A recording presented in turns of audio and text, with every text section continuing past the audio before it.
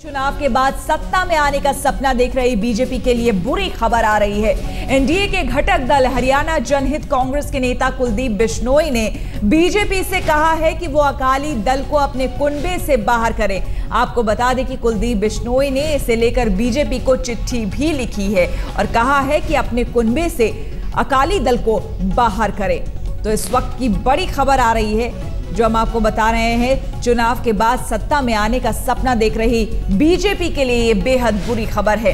NDA के घटक दल हरियाणा जनहित कांग्रेस के नेता कुलदीप बिश्नोई ने ये बात कही है, चिट्ठी लिखी है बीजेपी को और उसमें कहा है कि वो अकाली दल को अपने कुनबे से बाहर करें। कुलदीप बिश्नोई ने इसे लेकर बीजेपी को चिट्ठी भी लिखी है। अब देखना होगा एक नई मुसीबत बीजेपी के लिए कैसे निपटती है इससे।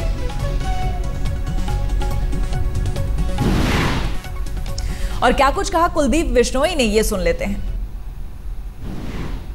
तीन बातें विशेष तौर पे मैंने उसमें कही है। सबसे पहले कि बादल साहब श्रोमणी अकाली दल ने गठबंधन का धर्म नहीं निभाया। एक तरफ वो कहते हैं पंजाब में जाके कि बीजेपी को जिताइए, कमल को जिताइए, दूसरी तरफ हरियाणा में आके कहते हैं कमल को हराइए। एनडीए का हिस्सा होना के साथ उनका धर्म ये बनता है कि एनडीए को जिताइए वाली बात होनी चाहिए। तो पहला घटक दल का धर्म नहीं निभाया उन्होंने।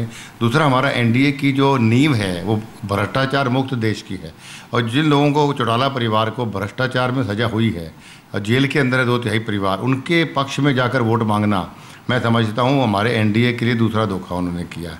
बात उनका अलायंस विधानसभा में है चौटाला के साथ, लोकसभा में एनडीए का हिस्सा है। वो चौटाला एनडीए में नहीं है, एनडीए में कुलदीप बिश्नोई है और 10 की 10 सीटें हजका कुलदीप बिश्नोई लड़ रहे हैं। 8 सीटें कमल के निशान से बीजेपी लड़ रही है। मोदी जी आ रहे हैं उन 8 सीटों पर और वहीं पे प्रकाश सिंह बादल, सुखबीर सिंह बादल आ रहे हैं। ये एनडीए को हराइए आप। तो ये कहाँ से गठबंधन हुआ? ये बिल्कुल बर्दाश्त के बाहर है। भ्रष्टाचार सबसे बड़ा मुद्दा है और हर हालत में बीजेपी को इस पर एक्शन लेना चाहिए। उम्मीद मैं यही कर रहा हूँ कि तुरंत रूप से उनको बाहर करना चाहिए, वरना पूरे देश में बड़ा गलत मैसेज जाएगा कि भाई कुर्सी की राजनीति है, स्वार्थ की राजनीति करने वाले लोग हमारे एनडीए के अंदर बैठे हुए हैं। तुरंत रूप से उनको एनडीए से हटाना चाहिए।